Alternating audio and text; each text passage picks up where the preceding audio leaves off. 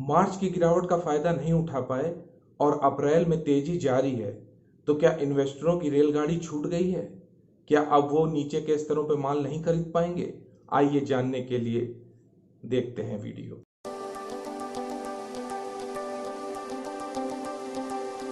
नमस्कार दोस्तों, मैं आनंद राज त्रिपाठी एक बार फिर आपके अपने चैनल आनंद भाव में स्वागत करता हूं। कैसे हैं आप लोग? आज हम लोग चर्चा करेंगे कि शेयर मार्केट बराबर बढ़ता जा रहा है। मार्च में इसने गिरावट दी थी, उसके बाद अप्रैल में बराबर बढ़ता जा रहा है और हम में से बहुत सारे इन्वेस्टर ये सोचकर दुखी हैं कि उन्होंने कुछ भी माल खरीद नहीं पाया था गिरावट में और अब खरीदने की हिम्मत नहीं पड़ रही क्योंकि मार्केट बहुत बढ़ गया है। तो इसमें हम लोग कुछ तथ्यों पे विचार करते हैं कि एफआईज ने मार्च में 65,000 करोड़ की बिकवाली की। इसके बाद उसी समय डीआईज ने 55,000 करोड़ की खरीदारी की थी। लेकिन अप्रैल में एफआईज ने भी बिकवाली की है और डीआईज ने भी बिकवाली की है। एफआईज ने 79 करोड़ यानी कि 7900 करोड़ की बिकवाली की है और डीआईज नेट सेलर रहा है 1482 करोड़ का। तो जब दोनों लोग माल बेच रहे हैं मार्च अप्रैल में, तो फिर माल खरीद कौन रहा है? मार्केट बढ़ता कैसे जा रहा है? जब अपने डोमेस्टिक इंस्टीट्यूशन भी बेच रहे हैं, फॉरेनर इंस्टीट्यूशन भी बेच रहे हैं, तो फिर खरीद कौन रहा है?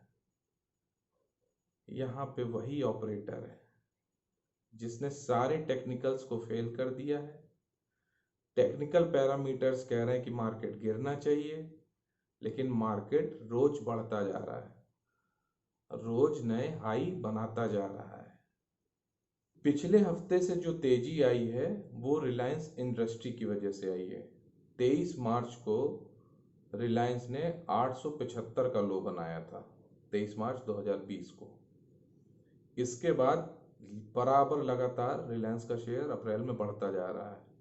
21 अप्रैल को इसने 1164 का लो बनाया और 1237 की क्लोजिंग दी थी।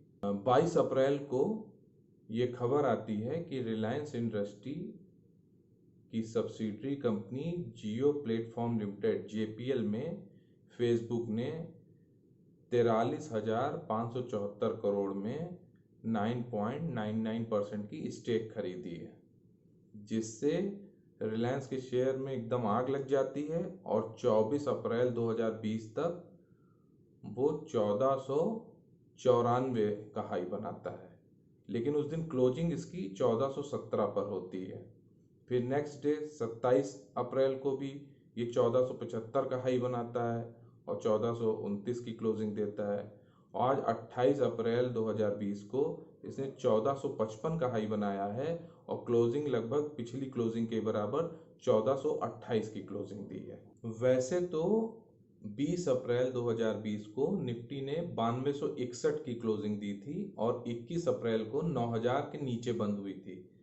तब ये कयास लगाए जा रहे थे कि मार्केट शायद यहां से गिरना शुरू हो जाए, लेकिन रिलायंस ने सब कुछ बदल दिया और ये अभी बीते हफ्ते की पूरी तेजी को रिलायंस इंडस्ट्री ने लीड किया है और आज 28 अप्रैल को 9400 का हाई बनाकर निफ्टी 9380 पर बंद हुई है।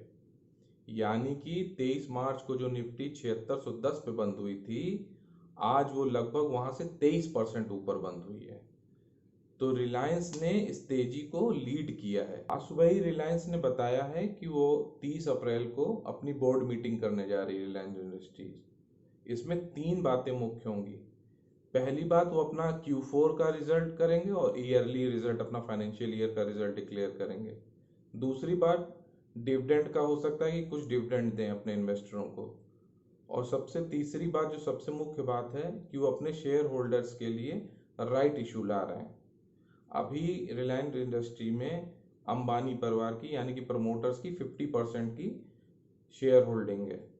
प्रमोटर्स खुद भी इस राइट इशू में हिस्सा ले सकेंगे, मतलब वो भी राइट इशू ले सकेंगे और जो लोग राइट इशू में पार्टिसिपेट नहीं करेंगे उन इन्वेस्टर का भी वो हिस्सा ले सकते हैं। तो ऐसा लग रहा है कि वो अपनी होल्डिंग बढ़ाने के मूड में है। तो 30 अप्रैल तक तो लग रहा है कि मार्केट अभी नहीं गिरेगा। हो सकता है रिलायंस अपना पुराना हाई 1617 को भी क्रॉस करे। डिस्क्लेमर के तौर पर मैं रिलायंस बराबर बेच रहा हूं, हर भाव पे बेच रहा हूं, क्योंकि मुझे ये लग रहा है कि मार्केट शायद गिरेगा। लेकिन मार्केट की यही खासियत है कि जब हम सोचते हैं तब नहीं गिरता है मार्केट, गिरेगा जरूर। देखिए, बॉल जो उछलती है ऊपर, वो जब नीचे जमीन पर आती है तो जमीन पर सेटल होने से पहले वो बाउंस बैक करती है।